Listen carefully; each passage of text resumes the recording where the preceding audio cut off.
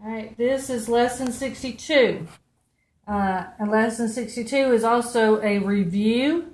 The only addition to this is that we are going to have complex numbers in our solutions, which means we can have a square root of -1. Remember, the complex is a real part and an imaginary part. So we could end up with an imaginary part.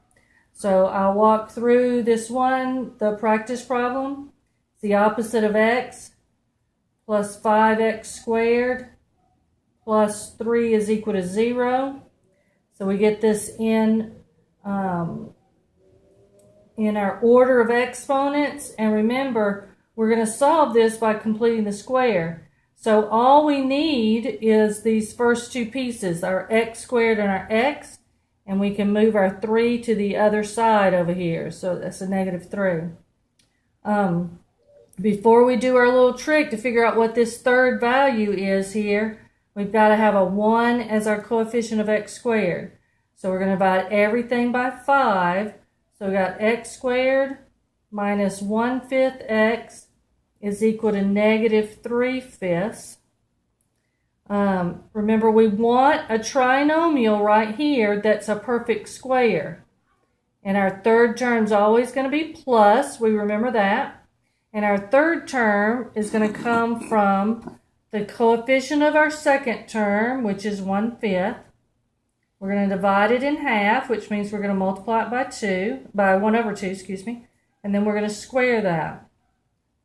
So that's going to give us 1/100. So we're going to put 1/100 here and 1/100 on the other side. Now we made this trinomial a perfect square, which means it will factor into the binomial x minus 1/10 squared. Remember that number, that value right there is what we squared over here, is equal to, this is going to be, to get 100 on the bottom, we have to multiply by 20. So that's going to give us 60 on the top. So we're going to have -59/100.